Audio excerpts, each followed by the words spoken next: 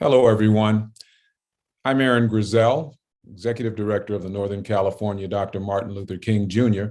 Community Foundation, and I want to welcome each of you to this 2022 Martin Luther King Jr. Evensong. We'd like to thank our wonderful partners at the Episcopal Diocese of California, our Bishop Mark Andrus, and Grace Cathedral with Dean Malcolm Young for providing the venue and the space for this wonderful commemoration. 2022, our theme for the Martin Luther King Foundation is Toward Justice. Toward Justice. As we enter into this season, things may seem turbulent now with the threat of voter suppression in many parts of our country and much unrest in many parts of our country, but there is always, and there has always been, in our movement toward justice and beloved community, this thing called hope. And it's that hope that will lead us through this time, this active agent that keeps us moving toward that long arc that bends toward justice. So we welcome you here today in our virtual setting and look for a time of engagement and of thought and of renewal as we enter into this 2022 season. Thank you very much.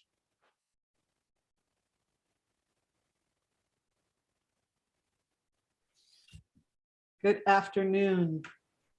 My name is Cheryl Evans Davis, and I am going to be bringing the reading from Exodus 23, verses 1 through 9. In the revelation at Sinai, God establishes justice for all people. God said to Moses, "You shall not spread a false report. You shall not join hands with the wicked to act as a malicious witness. You shall not follow a majority in wrongdoing. When you bear witness in a lawsuit, you shall not side with the majority so as to pervert justice, nor shall you be partial to the poor in a lawsuit. When you come upon your enemy's ox or donkey going astray, you shall bring it back. When you see the donkey of one who hates you lying under its burden, and you would hold back from setting it free, you must help set it free. You shall not pervert the justice due to your poor in the lawsuits. Keep far from a false charge and do not kill the innocent and those in the right, for I will not acquit the guilty. You shall take no bribe, for a bribe blinds the officials and subverts the cause of those who are in the right. You shall not oppress a resident alien. You know the heart of an alien. You were aliens in the land of Egypt."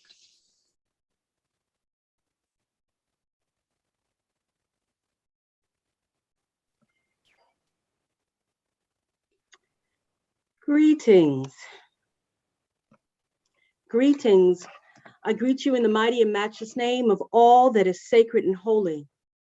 Greetings to the Right Reverend Dr. Mark Handley Andrus, Dean Malcolm Young, and most profoundly, I want to say thank you to my brother beloved, Aaron Grisell, and the Northern California Dr. Martin Luther King Jr. Community Foundation. It is an honor and yes, a humble blessing to be here today to bring the evening song homily. So it's preaching time. And this little girl from Newark, New Jersey is always humbled and yes, horrified to stand behind the holy desk and speak for the Lord. So pray with me.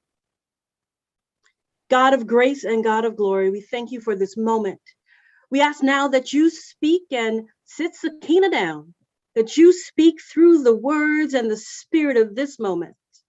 May the words of my mouth and the meditation of all of our hearts be acceptable in thy sight, O Lord, our rock and redeemer.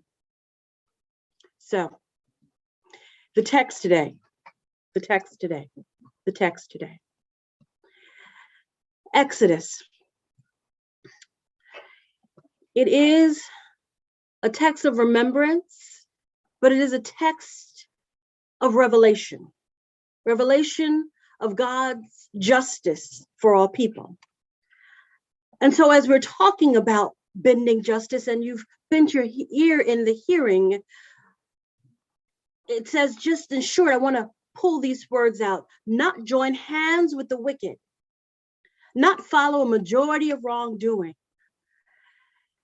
bring back someone else's property. You shall bring it back and help set it free.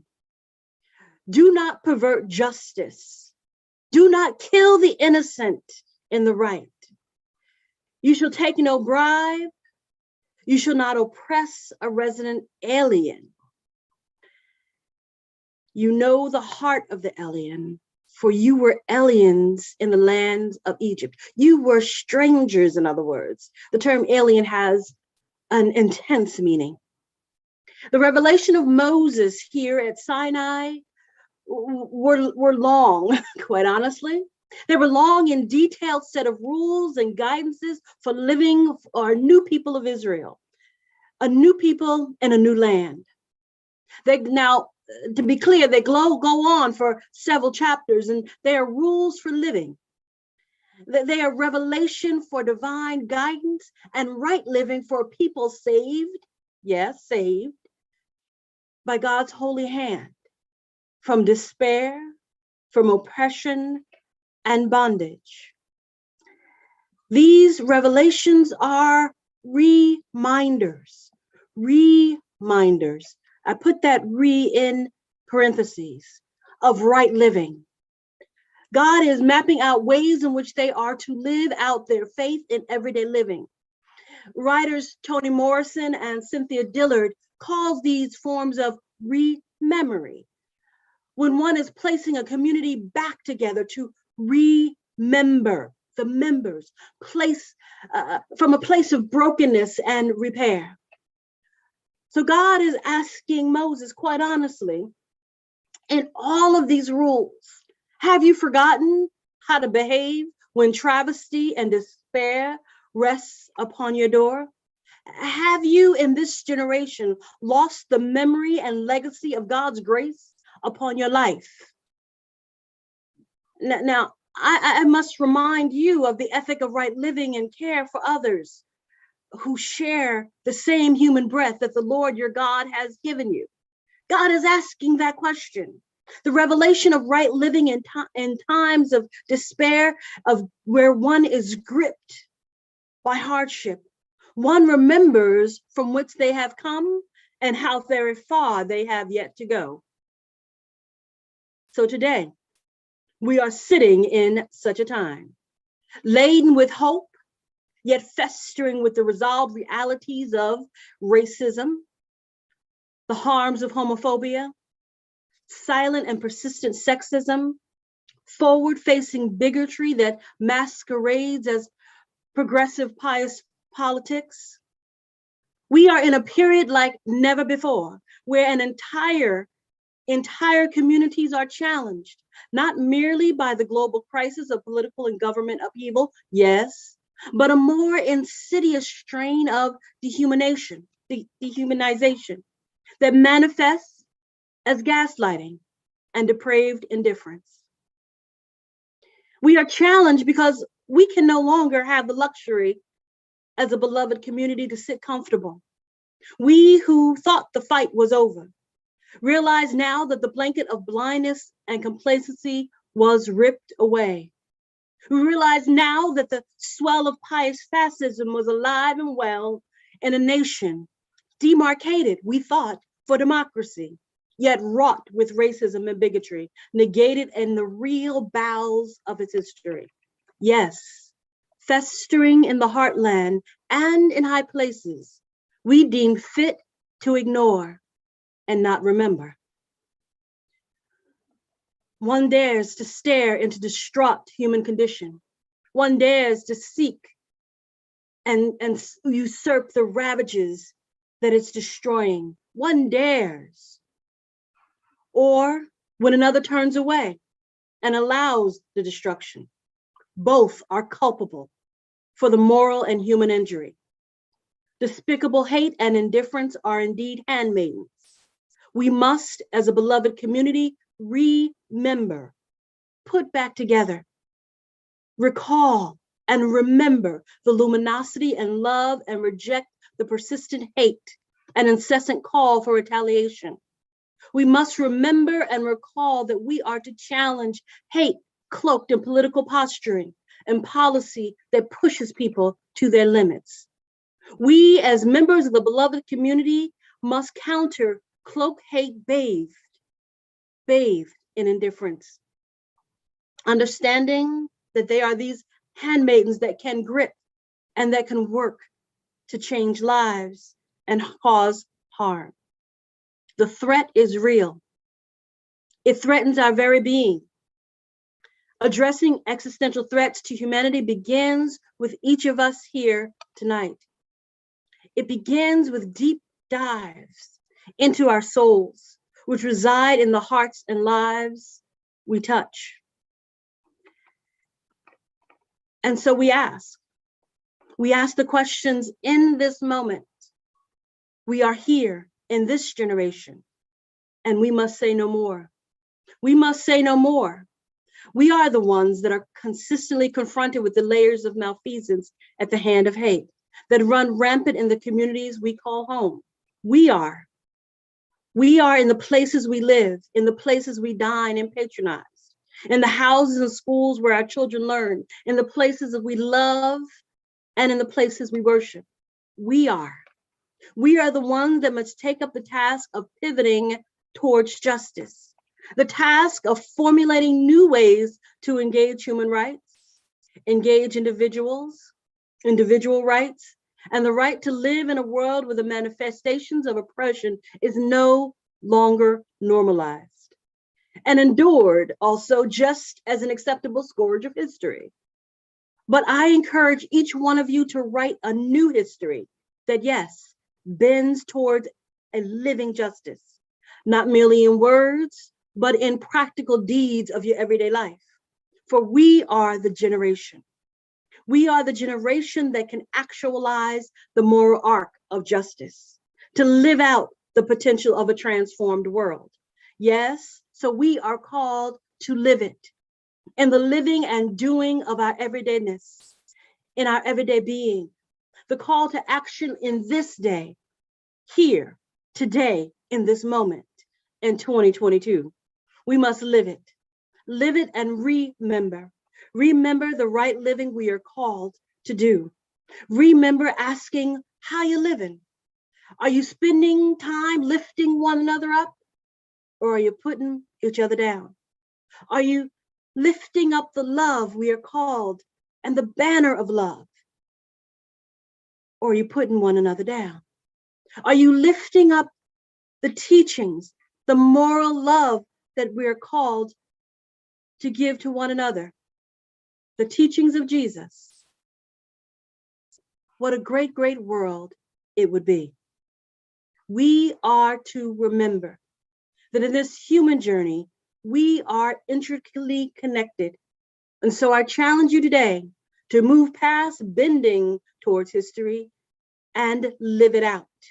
Live it out and make a change, not the imagined future, not a vision of a dream, but in the right here and right now.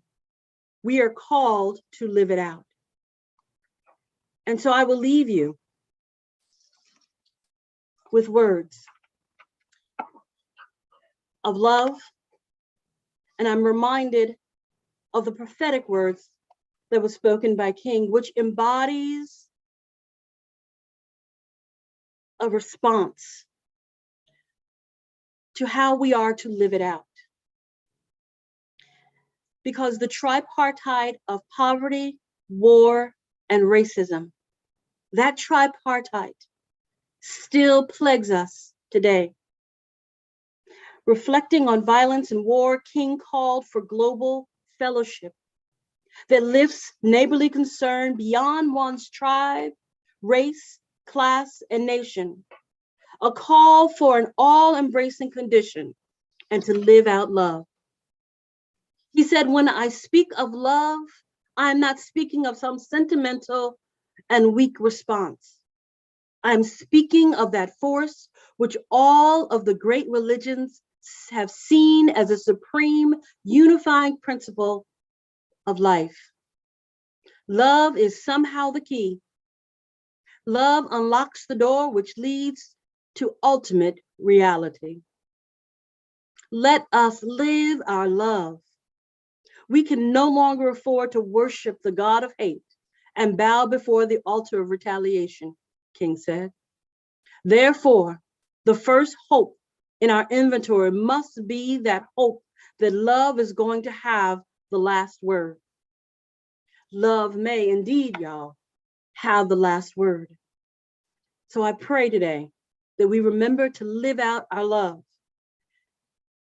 And so I end today with those words. I end today calling you to love. I end today calling you to live it out in every way and breath of your being. Amen. Amen.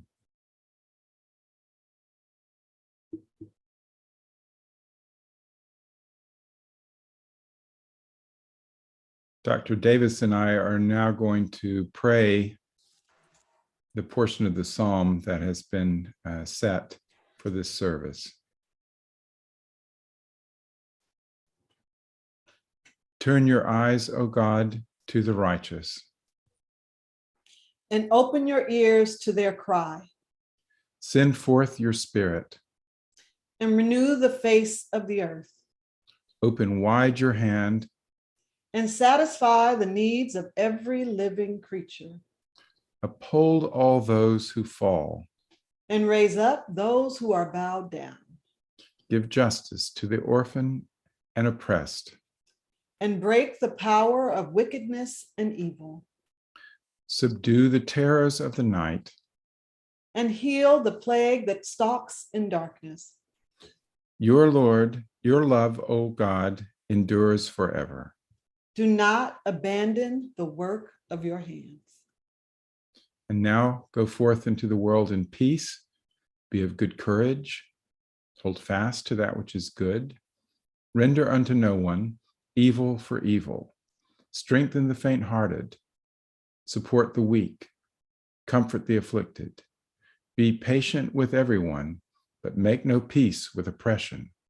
Love and serve the Lord, rejoicing in the power of the Spirit, and the blessing of God, the source of all being, the incarnate Word, and the Holy Spirit, be with you now and evermore. Amen. Amen. Thank you, Bishop Mark. Thank you, Dr. Sakina Young-Skaggs, for your wonderful words.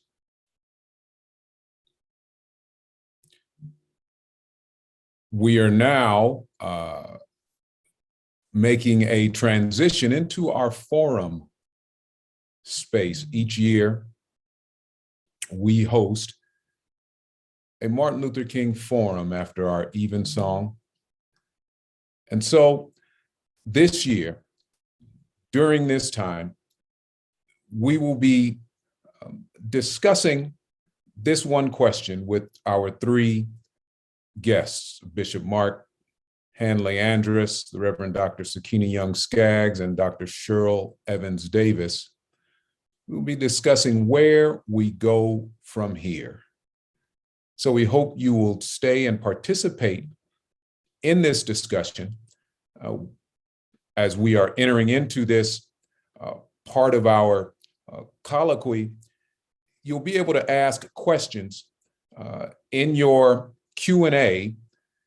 And as you provide those questions, as we are proceeding in conversation, you will be, we will attempt to get to as many questions as we can as we proceed forward.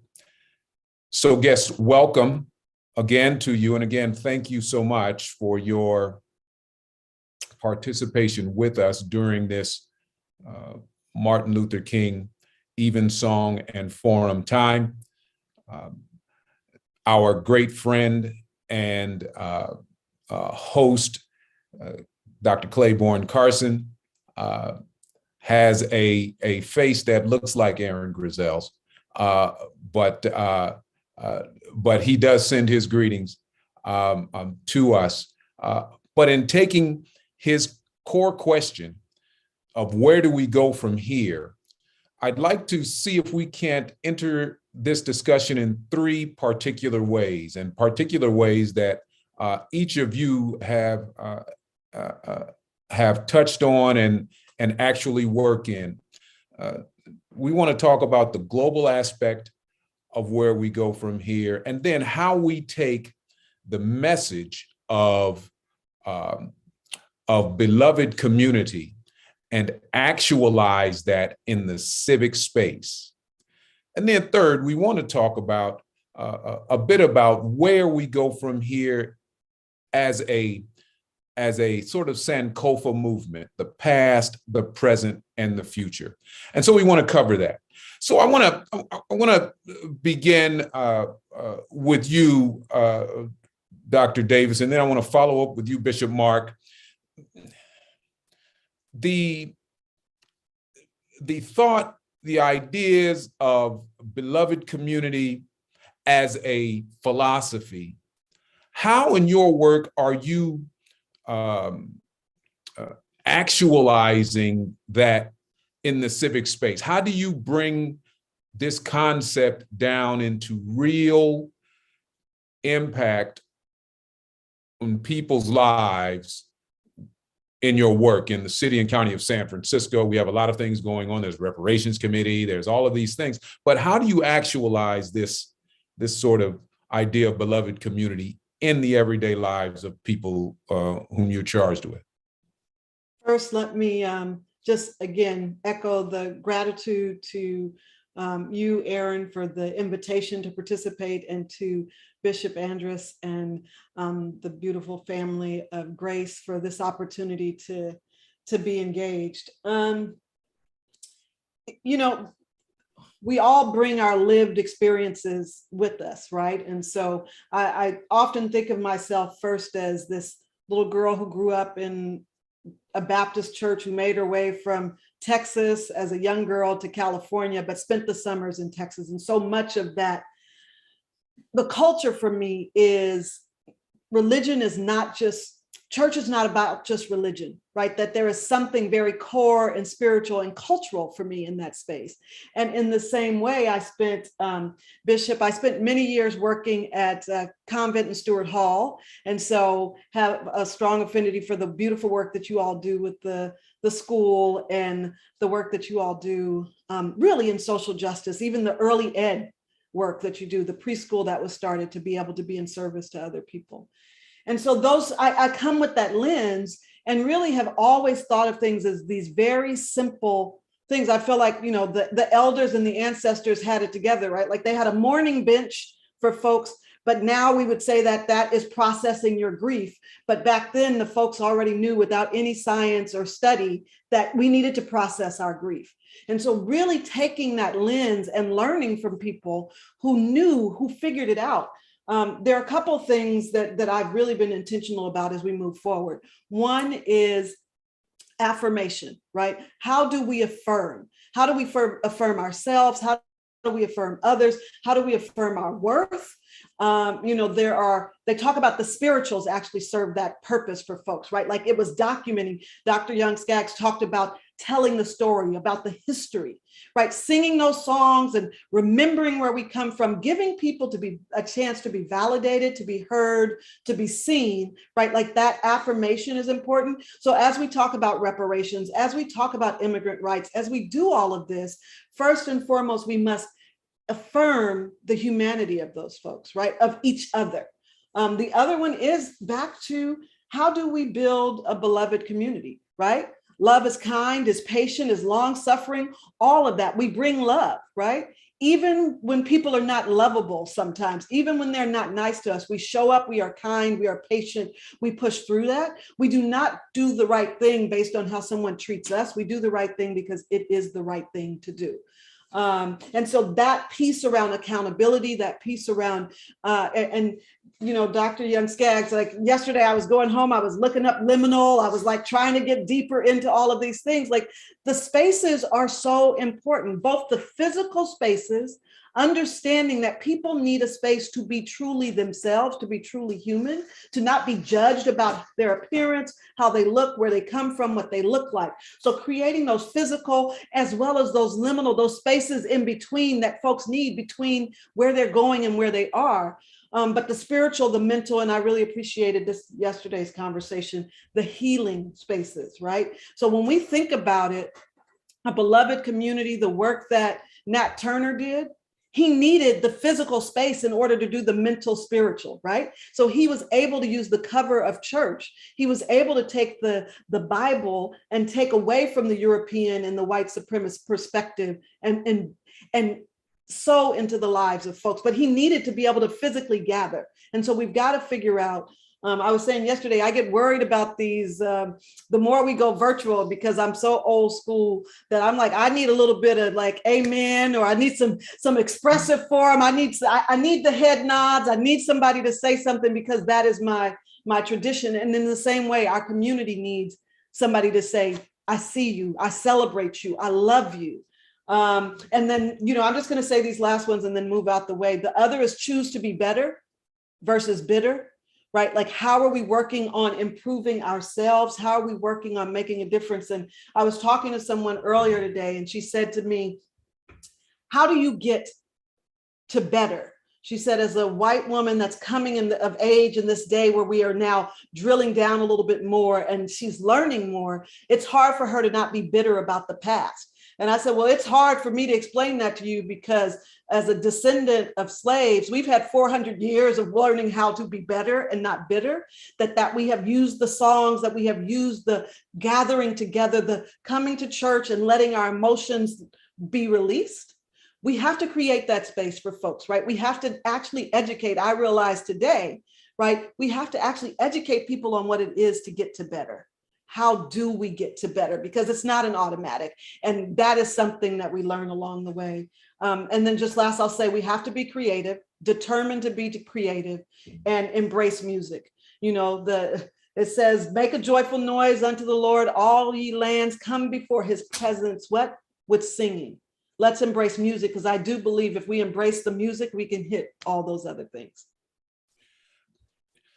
Thank you for that. Thank you for that. I want to, you've covered some points that sort of dovetail right into the thought and my sort of question with Bishop Andrus about the global context, the humanness of the question of where we go from here, particularly in the global context and in the environmental justice context. Right? Because there are human lives that are at the bottom of all of this, right? The impacts of all of this. And I know you have been central, some of your work has been central in the Paris Climate Accords and in the you know, the Keystone pipeline issue, all of these things. And then you have this sort of lens with King and Thich Nhat Hanh about how that context hits. And this where do we go from here? His 1967 sermon in Riverside Church, April 4th, globalizes what we were thinking about domestically here, and that hits right down the lane of what you've been studying. And I'd like to hear more about how this question sort of bleeds over into where we go and where you see things should be going with respect to bending toward justice here. Thank you, Aaron. I want to begin by saying how grateful I am to be in this circle with you, Dr. Davis, and you, Reverend Dr. Sakina DeYoung-Skaggs, and you, Aaron. You've done such beautiful work. You continue to do it in your spheres, and you influence all of us. I'm really, really so grateful. And to people we can't see on the screen, Rebecca Nessel and the Reverend Anna Rossi and Dan Cipollone. And it's really such an honor to be with each of you here. So I'm going to start with taking something to reinforce from Dr. Davis. I think we have to have, to do this work, we've got to have spiritual practice. We don't know how to do this. It is natural. Love is natural. God has made us to love. But there's so much in the world that invites us to live at the shallow level, at the transactional level, at the objectifying level, at the level of extraction, of using people, places as our tools to satisfy ourselves. And so when I say we have to learn through spiritual practice, we've got to turn aside from those things, from idolatry, really, and start to live authentically. And it takes a practice. And the practice that I want to talk about in terms of global awareness is one that both Dr. King used and the Venerable Thich Nhat Hanh uses. And that is to look deeply at the everyday and see how the whole world is present in the small things of the everyday. So Thich Nhat Hanh will talk about the piece of paper that you're looking at, and how the whole universe is present in that paper through the sun that created the trees, that all of it in train coming up to a piece of paper in front of us. He's taught that as a way of mindfulness for decades now. Interestingly, before he and Dr. King met, Dr. King was doing the same thing and talking about how when you get your morning coffee, that the whole ritual of making coffee, of drinking it, of reading the newspaper, the clothes that you had on, the whole world was present through that. He did this in numbers of his sermons and his writings. So this awareness is a spiritual practice. And I can stop long enough to do that with everything I do every day. For instance, in Thich Nhat Hanh's community, they eat in silence, quietly and slowly. And with each bite, I'm invited to let the world be present to me in that food and in that moment. Not only that, but the people around me, that I'm present to them as well. So this is a simple spiritual practice, and it's as available to you and to me as our breath is, that we can do this. But then I want to say also that the work now that we're called to do, where do we go from here? This is not good news. This is boring work that's coming up. And what do I mean by that? So Dr. King said that the civil rights movement, up to the point of the Voter Rights Act and the other landmark pieces of legislation that he was able to lead along with other people like Ella Baker and Fannie Lou Hamer, and I want to name some women, that incredible work was like the bottom of an X, like the two pieces of an X coming together, and that was white America and Black America. And they were coming together to overcome the most egregious offenses of white-dominated America.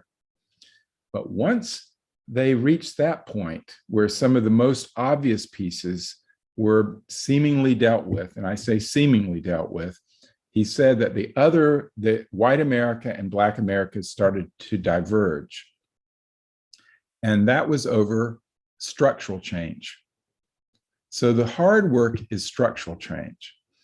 For us on the global level, the Paris Accords, you mentioned that, to affect the change around voter rights right now, around climate change globally, we are going to have to do something that Dr. King referred to in the book, Where Do We Go From Here? And that is attend the 1,000 boring meetings show up at them in order to make the change.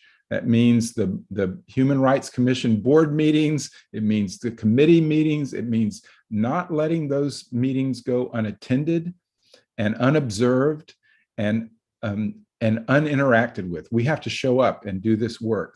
And this is the only way that the structural change that's needed is going to happen. And right now, this is, we're at a crucial turning point.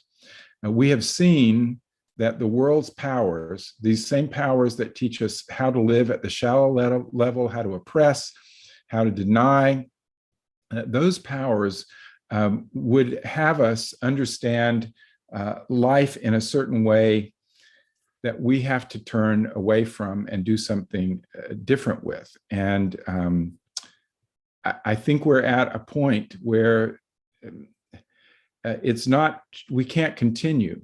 So what they have learned is that they can ignore the big gesture. And Dr. King saw this too. The mass movements that he was the master of, all the people in the lineage of the beloved community before Dr. King had added to our understanding of it, but it was Dr. King who understood the mass rally, the mass movement. But he said that that was not useful for the structural change that was needed. And I have seen this in the climate marches. The first one, my wife Sheila and I were at the first big one in New York City, and there were several 100,000 people there. Then the next one was in Washington, D.C. There were under 100,000 there. We were there too. And then the next one was here in San Francisco, and there were under 50,000 here. Well, why is that? Is San Francisco not as interested in climate as New York? That's not the case. What people were learning is that showing up and demonstrating on the street, while we need to do that, doesn't affect the change. We've got to do more than showing up. And the powers that have learned they can ignore that. Arundhati Roy, the great Indian activist, has said that the powers of India have learned that they can ignore the hunger strikes that were so effective when Mohandas K. Gandhi was alive. So he would undertake a hunger strike, and the government, the British government didn't want him to harm himself, didn't want that to happen, and they responded. But now in India, Dr. Roy says they've learned that they don't have to pay attention, and they'll let people starve themselves to death. So we must find new tactics. Howard Thurman said this as well. He said that we have to be able to lever power in ways that go beyond the mass demonstration. And those would be boycotts, for instance. Certainly a tool that has been used for many decades, from Montgomery to many other places, but we aren't using them effectively right now. And the groups like Indivisible are doing a really great job at mobilizing people and staying at it. And we've all got to learn that lesson about how to do the daily showing up to affect the global social change for justice. Sorry, I went on at some length there. My apologies. No, you brought something out that reminded me. A couple of days ago, there was a newscast with one of the many representatives of the school boards around the country, and I guess this person was from a town in New Hampshire, who during one of their school board meetings was confronted by one of the parents of the students in that district, and the school board was threatened physically, the harm, if whatever issue, this masking or something like that went on. And she dropped a very interesting note that you highlighted when it comes to the ground level work. She said, this is an elected position, and maybe 10% of the people in the community may vote. So 90% of the folks aren't voting in the election for a school board member, for instance. Right. And the great opportunity there is for participation at that level, a level that impacts the very life of your children and of our kids. You just showing up to a school board meeting can mean so much to the decision that's made at that school board at the time. Yeah. And it's that sort of interesting idea about the power of we as people in this democracy that I think we can shine brighter lights on. Yes. To give an idea of what, it's your vote, yes, but it's also the vote with your feet. Walking into a meeting, showing up, and learning about those issues that you care about and making an impact, because you can make an impact more directly than we often think we can. Yeah. Volunteer to take the minutes. Yeah, I mean, there's power. There's power in that. Yeah, well, all of that's available, right? Yeah, exactly. Dr. Young Skaggs, you had I so much want to be in person that I'm pointing to our guests as if we're in person. You're pointing to me. Yeah. So, Dr. Young Skaggs, take off the clergy hat for a minute, and I want to talk as Dr. Sis. And I use SYS as my initials, not because I'm a sister, but that helps. SYS, so that's why I call myself Dr. Sis, just to clarify the pronouns. So a couple of things. You just talked about the importance of using different tactics. And the tactics that you identified in political context in my first lifetime is that of down ticket work, what we call down ticket work. That it's not always on the macro, the larger, as Bishop so appropriately delineated, the larger, the macro and the micro approach in the structural work. But this down ticket, looking at on the level, on the everydayness, is where many of the political work happens. But the larger, the 100,000 feet has to happen as well. So it's a both and. And I think of my work with Dr. Leon Sullivan and the apartheid movement, the anti-apartheid movement of the 90s. It was that work that happened both, again, on the macro level, on the global and international level, as well as on the ground, in the communities, in the pocketbooks, okay, of the people. And quite honestly, when we talk about racial capitalism, which is, we live in a racial democratic capitalist society, we can't deny that, the pocketbook matters. And so boycotts matter. Now, that being said, I want to go back to this piece about structural, because that's where my womanist phenomenology plays a role when interfacing with understanding this one piece of in phenomenology. You bracket out that which is important, right? And that bracketing out of that which you want to save and important is called that liminal space, right? And that's what we're getting at, Sister Davis, Dr. Davis. We're getting at that liminal need for liminal spaces to train, to bring through another generation, to pass on the wisdom. And I talk about this in different contexts. And one, I have a sister who's a doctor in Ethiopia. And when we talked about this, we talked about something very simple. And she gave the example of, we were talking about food in this context, liminal spaces, and how food operates. And I talked about soul food. We had another sister in Uganda talk about food in Uganda. And my Ethiopian sister talked about the way in which the coffee ceremony operated. In those liminal spaces, in this case, the coffee ceremony operated that the young men and women sat down 3 times daily and got wisdom, knowledge, and stories from the elders.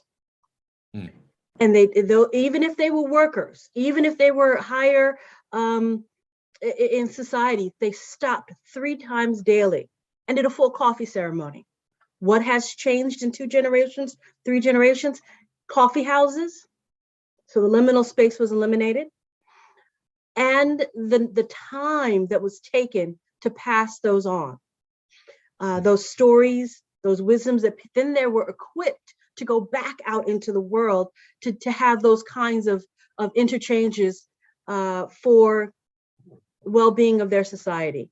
And so cultural breakage, that's what I'm talking about when I talk about brokenness. We have to repair. Another place we see this certainly is in church.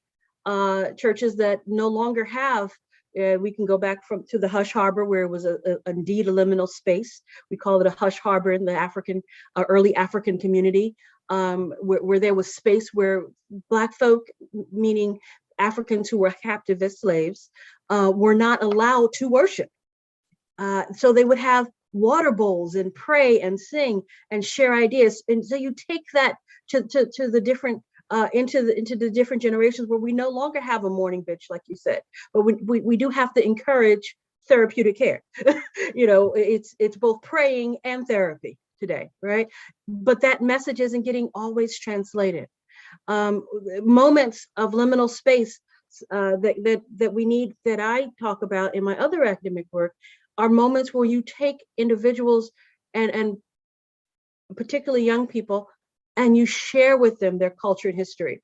I remember in the 90s, we called those CR groups, the dashiki wearing, CR groups where you learned about your African heritage, and, you hung out with the Mary Baraka and those kind of people in New Jersey.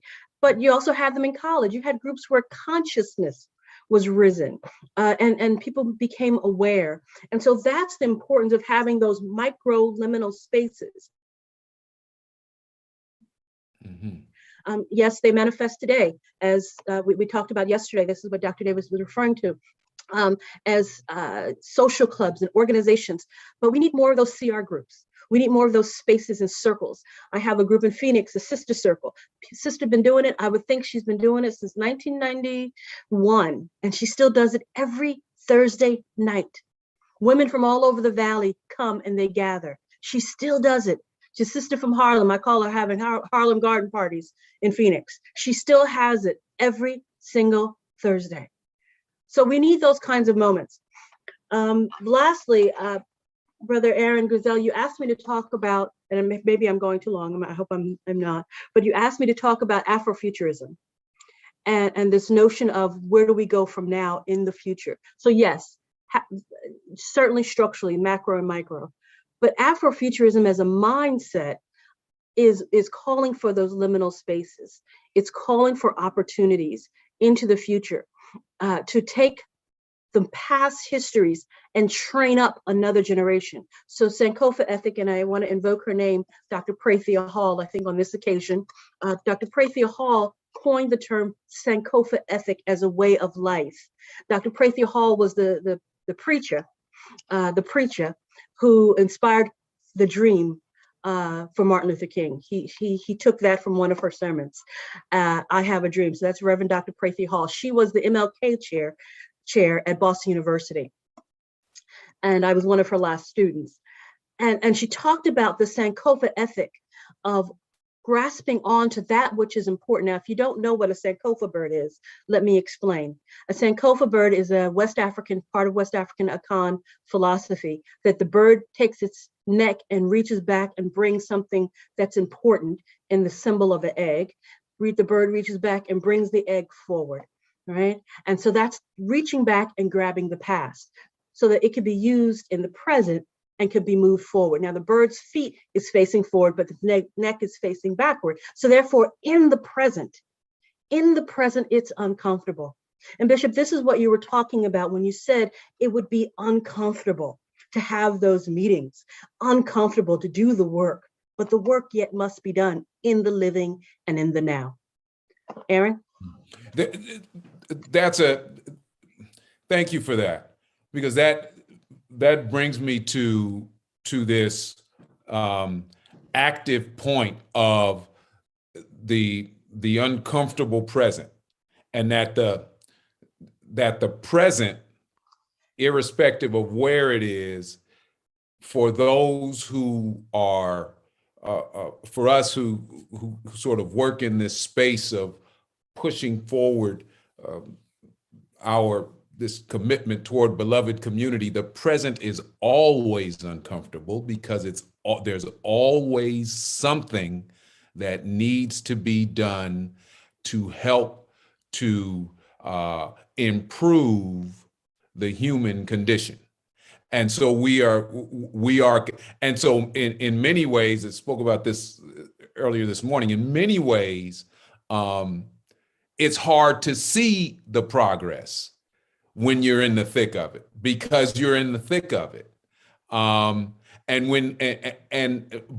when you look back, or when we look back from where we came, we can see all of that ground that has been, sort of treaded over and moved and improved on. But it's hard in the now, and it's ceaselessly hard in the now. But it's a necessary difficulty. It's a necessary drudgery, because every time we move, or we go to a school board meeting, or we go to a Human Rights Commission meeting, or we go to a city council meeting, even though it doesn't feel like there is much that has occurred, there is movement forward toward a beloved community in my speak. And so Dr. Davis, if you would give us an idea of what that civic engagement looks like from your vantage as a public servant, right? And how it manifests itself from your end. So somebody let us know what the importance of people showing up is. You as a leader of a department and the like, what's the importance of people, bodies, and people actually showing up? Yeah, I mean, I think there are a couple of things, leading up to your question too, that I'd like to respond to. One is, I remember on several occasions being with John Lewis and having the opportunity to host him here. And he would often say, folks would ask him, how can he stand it? Look at where we are. There hasn't, and he'd have to say, yes, there is a lot that we need to do, but not as someone that needs to be told the history, but as someone who lived the history. He knows how far we've come, right? He knows what it is now. Yes, there's still room for growth. Yes, there's still things that we need to do, but that there is a point in time when he just was like, look, today is not the same as it was when he was marching. And so part of this, I think, to what Dr. Sis has said, right? Like, what part of this is the need for the groups, for the gatherings, for the conversations, for the reminding, for the history, again, back to the history. So part of civic engagement to me is telling the story, right? We can never get so far that we don't remember how far we've come, but that we have to remember how far to go. So I think part of this is, where are we creating the spaces again to bring folks together to say, this is where we're going, but this is where we came from, right? Because that in and of itself is how we build our hope, right? Our hope is built on those things that have already transpired. In terms of the civic engagement and in terms of what it is that we want to do, I keep going back to this research that said fewer, specifically around Black folks, are going to church. The younger generation is not 3 and 10 as opposed to 8 and 10, when people were my age, when I was in my younger age, right? Or when I was a kid and was no way, everybody in the house, they used to say, everybody goes to house, nobody sleeps and stays in bed on Sunday. Everybody gets up and goes to church. And even though that's happening, there is still a high faith, right? Like, people are still praying, they're still doing this, even though they're not in the physical space of church. And so I think part of the civic engagement piece is understanding, and I said some of this yesterday in our conversations, understanding where those gaps are and filling them, right? So when Benjamin Mays talked about the importance of the church. And Benjamin Mays, for those who don't know, was the mentor to King. He eulogized King. He was the head of Morehouse College for decades, started the Board of Education in Atlanta. And so when Mays wrote the book about the Negro in his church, he talked about the role that the church played for Black folks, right? And so we see churches doing some of that same work today. And yet I think this is something that one of the speakers yesterday talked about, the conflict, right? Because a lot of that work that used to be embedded in the church is now the social justice work, and it's work that lives in other places. And so things that people used to come to church for, they now go to government or social institutions for. But I do think for the civic engagement, you know, somebody told me one time that my office runs more like a nonprofit than most nonprofits, right? Because there is bureaucracies get lost in the paperwork, they get lost in the process, they get lost in the system. And I am saying civic engagement needs to get lost in the people, right? And so we are centering the people and the people's needs, right? So it's about the advocacy, it's about social justice, but it is plain and simple, just seeing people, asking them what they need, and then creating the programs to meet those needs. And people often tell me, I don't do enough around policy and systems. And I think as a person, I have seen a lot of failed policies. I've seen a lot of broken systems, and I work it backwards. I would rather create and stand up the program and then create the policy to support it, because policies sometimes ruin good programs.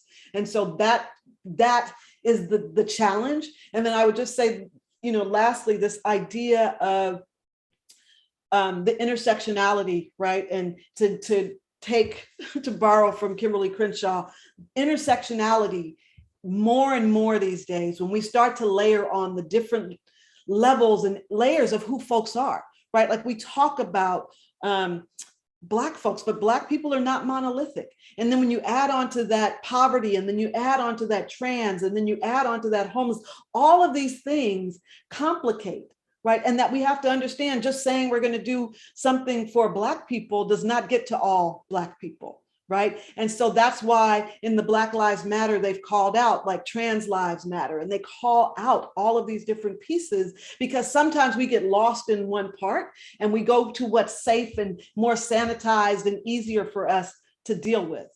And I think that is the call, is to see all people, right? And not to label and to belittle, because I think churches in general, but Black churches still have struggled with the intersections of who we are, right?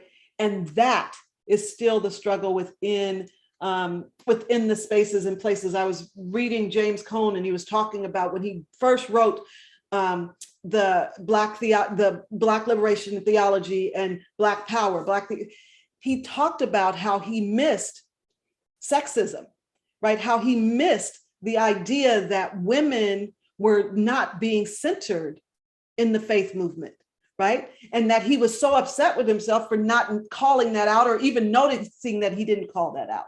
So civic engagement is opening our eyes, being accountable to the community, but also accountable to ourselves when we fall short, and trying to fix that and turn it around so that we can be more responsive, and also that folks will come, right? Because you can build the best program in the world, but if you don't have love, folks ain't coming, right? And they may come one time, but they're not coming back.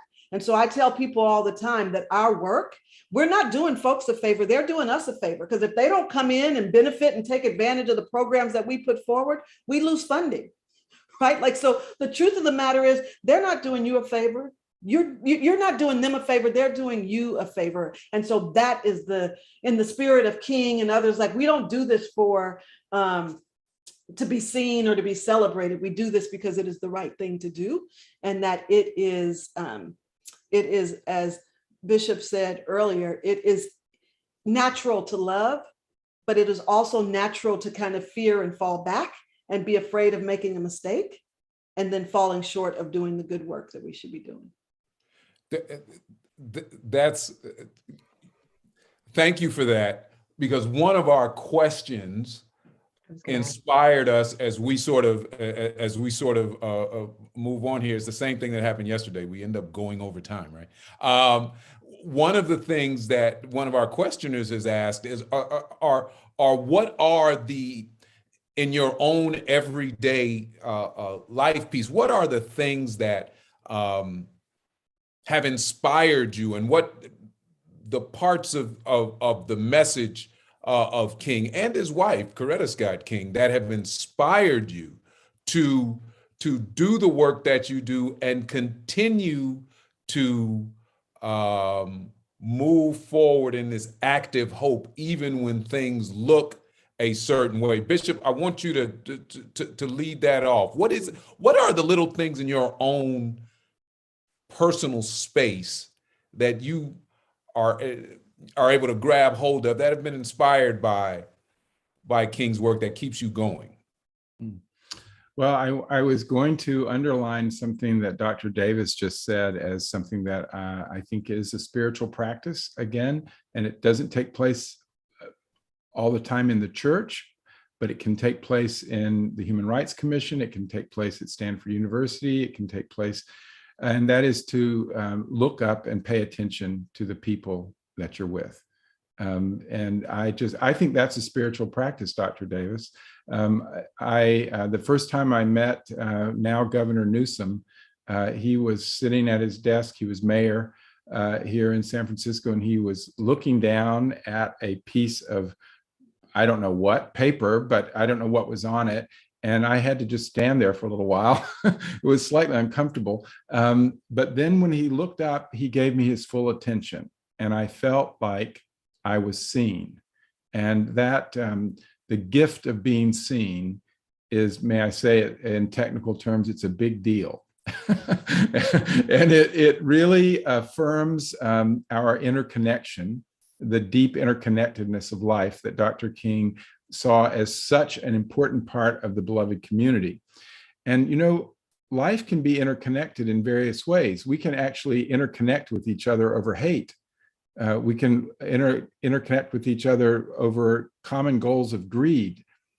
It is love that creates the beloved community, that creates the interconnection between life, all of life, that is the beloved community. And across the lines of interconnection of love, paying attention to each other is something I learned from Dr. King's work.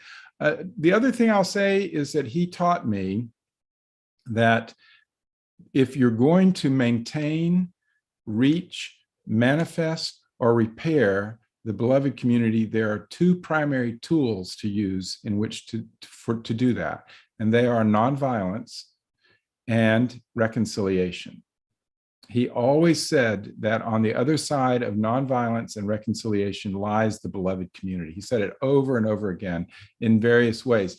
And the tool of nonviolence, let me say, this is quite contested right now. We have Antifa on the one hand. There are many ways that nonviolence is called into question at this time. If you go back to his letter from a Birmingham jail, in which he's writing to this group of white clergymen in Birmingham, he tells us what the steps were that they used to plan a nonviolent action. And number 2, I think, in the list was purify your motives. And by that, he meant to look within and find out, why am I doing this thing that I'm doing? Is it for revenge? Is it for to make me the number one person, to tear down that person on the other side of me? Or is it for the purposes of love? And to purify our motives is something that I take to be an inner practice of nonviolence, an inner practice of nonviolence. And that's a deep spiritual practice, to look within and find out where some love is needed in me, where I need to practice some love to heal the places in me, because out of the unhealed places in me, that's how violence is done. That's where it comes from, because it comes out of fear. Okay. Mm-hmm. The introspection that's required of every Yes. of us that's not an easy thing to do, but but doing that is really a healing, place. Very interesting. Dr. Young Skaggs, would love to hear your response. And then you've seen one of our questions from our friend Anna here in your experience. My response goes back to your last transitional comment about on the ground and everydayness. And then I'll address some more of the question, or in it, I'll address the question. The notion of showing up and the constant work that we must do. One of the other pieces that we have not been talking about, but we're talking around when we talk about love and restoration and reconciliation, and I want, instead of nonviolence, I want to say do no harm, is the notion of personal restoration. Personal restoration. My mama used to say it in lots of different ways, and I go back to motherhood all the time. Although I'm a city girl, my mother was from the South. She was the daughter of a sharecropper. And she would say that you can't drink out of an empty cup. You can't give others anybody if you're not filling up your own cup. And she would say, Sakina, don't give your whole arm, start here. So otherwise you're gonna give all your arms away, you're gonna be a paraplegic. You know, I spent a lot of my early activist years, almost paraplegic, in the sense that I was always giving out, but I had to learn this notion of self-love and self-care. And going back to what you said about Cone, there is a generation, now 3 generations, of Black women that trace their lineage directly to those comments of Cone. One of my mentors was Cone's student. Her name was Dr. Katie Cannon. And one of the things she emphasized all the time to me was, Sakina, you have to take care of yourself, because you can't love others. You can't continue to pour out your love and embrace others. One, like my mother said, you can't embrace nobody if your arms are gone. But you also have to care for yourself and restore your love. So that restoration starts with oneself. And you talked about this intentional personal mindfulness. Brother Aaron, you talked about the notion of introspection. All of that happens in nature. You know, I talk about being a city girl and growing up in environmental justice work, growing up near the Exxon refinery in Arthur Kill in New Jersey. Those of you may know that reference point for environmental justice, but it was the trees that helped heal me. I hung out right across from St. Patrick's Cathedral. I was allowed to go inside of St. Patrick's all the time. I'm a bookworm. I'm still a bibliophile. And I think I'm a clergywoman today, because as a child, I sat in the park across from St. Patrick's Cathedral in New Jersey, and I would go read. And it's those kinds of moments that you have to take into your work. There's a thing called today, Black women, there is a nap ministry, right? Just go take a nap. just go restore yourself, because we know that you'll get up and go back to the race, go back and give it your all, but go take a nap. You know, go sit your hips down, take the time to restore and renew and give back some of that which you need to charge up for the next journey. And we don't do enough of teaching of that either. And so it's that kind of moment. One of the other places that does that well is on the Clinton farm in Clinton, Tennessee, on the Alex Haley farm, the Children's Defense Fund. Marian Edelman is amazing for teaching this notion of taking time away to restore. And if you haven't ever been there on the farm, there is a chapel. It's the shape of an ark. It's an ark building. And it's a place that, again, set aside to restore. So while we're doing the grind, while we're doing the work, the question of the minute, intimate way, in the minute way, I have a prayer altar. I have a Ghanaian seat stool, and I have incense, and I have collected a space where I pray in my home every day, right? That you know, even if I'm rushing, I got to take a moment. So it's those everyday ways, but also see it in the rainbow. Take a breath, you know, as you're walking out of the subway. if you're getting off of the train. There are so many moments. And of course, to quote Alice Walker, God gets mad if you don't take the time to notice the color purple. It is in that moment, that aha, that breath, that phenomena, all right, to use phenomenology, that phenomena in which we can see new horizons. Anna, thank you for that. Anna posed a really good question. I want to end as we end out.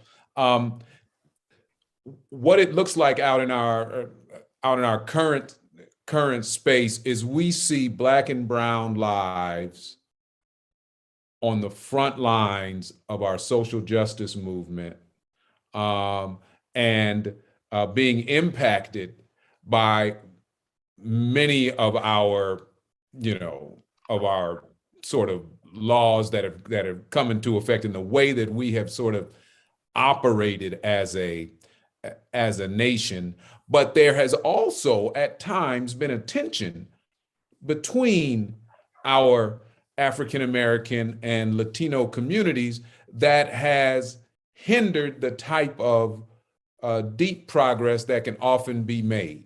So what can be done about that? And that's an important question from Anna. And I'd like to, one of the things that we did in at the foundation is we have this great Black and brown comic book festival, right? That celebrates people of color in the comic arts and in popular culture. But when we started it in 2015, it was the Black Comics Arts Festival. And one of our friends, one of our academic friends, very famous in the comic space, Frederick Aldama, came to us and asked if we would consider creating a larger framework in this space to create the Black and Brown Comics Arts Festival and bring in a larger cohort and a larger community. And that has transformed everything we've done, because we've been able to host the conversation, not only showing the world the achievements and the works of Black and brown artists, but the conversations and the collaborations that are now wrought between our Black and brown artists in not only the comic space, but these artists also serve as the artists for a lot of our social justice movements in putting out the images that people see and the like, so that we can power it forward. And that's one way in which we've found that's been a very powerful tool, is bringing these artists together, which then brings kids in to see all of this new stuff to help inspire our new generations going forward. What are some of the other ways, as we close here, that we're finding in our individual works that we are bringing more people together, not just African American folk, but African American, our Latino communities, our Native communities, our Asian communities, all coming together for what is the work that we're doing, and what do we think we can be doing a bit better? That'll be our final question, and then we'll close. And let's start with Cheryl. You go ahead and start with that. Yeah, and I will, I'm going to slip in my minute ways that I navigate and move. And I think it's very connected to even this question, something that we've done. And I just keep going back to it. And I think that it's been portrayed that Dr. King was a lover of music, and especially of good music. And I think about, the way that it portrayed in Selma, where he called and asked Mahalia Jackson to sing that song, right? And for me, I just go back to that it was passed down. I can see my grandmother at the sink. I can hear her, "Have you any rivers that sing?"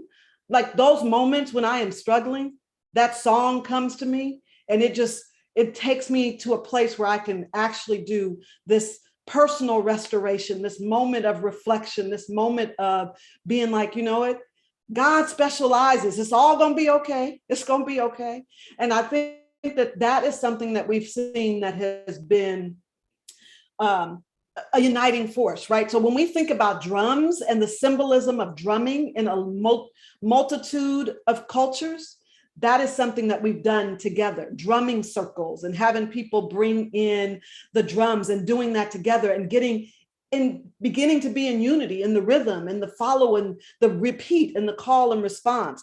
Those are things that I think are really important. And that's something that has been resonating with me. And then also the practice of just reflection, right? So whether that is through writing, whether that is through drawing, whether that I laugh when Dr. Sis was talking, because I spent my summers, most of them barefoot, running through the grass. And to this day, you know, now that science says it, people don't talk about me too bad, but I'll go outside barefoot in a minute, because it's something about that that takes me back to a simpler time and an easier time. But so the reflection, the ability to step outside of what is the norm, what is the day-to-day. And I think that that is critical for when we are talking about race relations, because we are so embedded in the stereotypes and the way that we are supposed to be against each other and at odds. And instead, we need to step outside of the norm, and we need to come together and see, as one of the old children's books that I used to read, we are more, and as Maya Angelou said, we are more alike than we are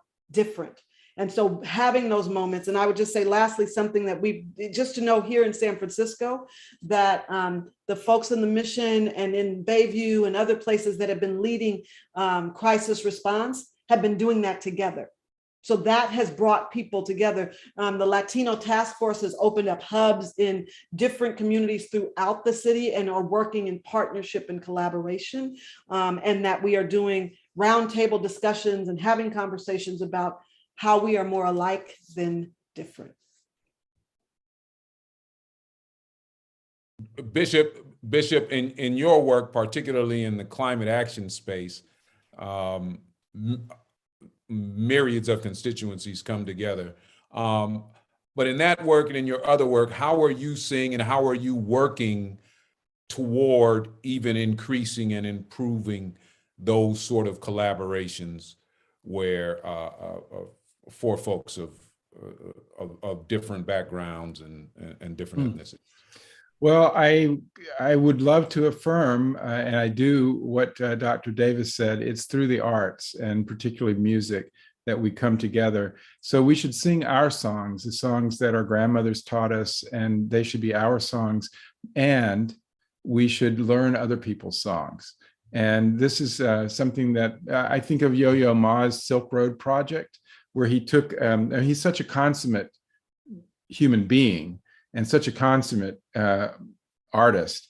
And he took a group of artists with him, and they went on the Silk Road, this thousands of mile long journey through so many cultures.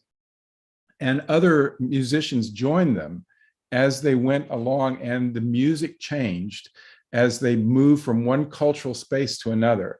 And if you listen to the Silk Road recordings, you go on this journey, and it's a human journey, it's a cultural journey, and you change. You become a bigger person. And music, you can feel it connecting you to other people. When you say it's resonant, you're actually, there's a spiritual community in France called Taizé. And I've been to Taizé many times. And when you're in this big church, it holds 5,000 people, and they're mostly people under 30. And you're singing these famous Taizé chants. They're in 4 parts, and you're singing your part. You know, I was a tenor at that time, and the people singing the same part near you, you'll probably never see them again, but you've been connected to them through that music. And it teaches you palpably the truth of the interconnectedness of life. And then finally, I'll affirm what both Dr. Sis and Dr. Davis say. It's getting out into God's world. It's actually getting out into God's world. I think that the more we live only in the urban milieu, the more attenuated our spirits become. And we need to go into this wider world that is so beautiful. One of my professors at CIIS has said, as beautiful as any human artifact is any one thing God has made is more beautiful. And so go see it. I mean, I go to the Legion of Honor, I go to MoMA, I go to these places, and I'm blown away by how beautiful human ingenuity, creativity is. And Brian Swim is right. One thing in nature is more intricate, more beautiful, more life-giving than anything we can make. Wonderful point. Wonderful points. Let's end with you, Dr. Sis, and your thoughts on this. You come from a very, a place in the U.S., the Southwest, that that requires the type of collaborations I think that Anna has been mentioning on the ground. Love to hear very briefly your experiences as we end our wonderful discussion here. Spending 2 decades in the Southwest, Arizona, more specifically, as a young college student, and then later on as a grad student after a decade in New England. As a young college student, my first summer was spent helping impeach the governor who repealed the King holiday. So that was my first summer. And it's that kind of understanding of how you have to work in coalition. The King holiday in Arizona was only able to be achieved because of a coalition of work. And I learned coalition politics there.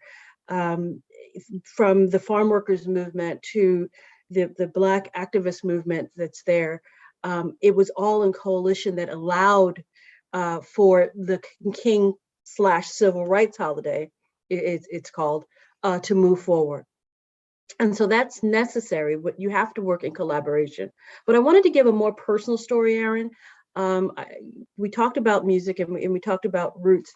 And again, this piece about Sankofa, going back to your past. The first time that I wrote my very first Afrofuturist essay, it was an essay that I was typing, and I put on my music, because I put on music. And this time when I really want inspiration, I put on my dad's music. And I said, that's really loud, ancestor, because my dad has passed. He passed when I was 9. And so in that moment, I had a Sankofa ethic moment. My dad is doctor. He's not a doctor. My dad is Larry Young. Larry Young Jr., look him up, is a jazz musician. If you know Bitches Brew and Miles Davis and Woody Shaw, that's my dad. And so there was a piece that I had not listened to. And my dad's name for me was Space Baby. And, you know, I had no understanding of Afrofuturism growing up. And so I had this Space Baby voice in my head. But the first time that I listened to Mothership by my dad, I should have put it together. He was very loud. It spoke to what I was writing in that moment. And so I want to say we need to go back to our ancestral voices, to those voices that speak to us. And the second one was the part about cross-cultural Black Latino. I tell people I come from mixed marriage religiously. Religiously, my mother was Baptist, very Baptist, marched with King while I was in her womb, never let me forget it. My father was Muslim religiously, very Muslim. When I converted to Christianity, I converted because a Black, Latino, Cuban church opened their doors.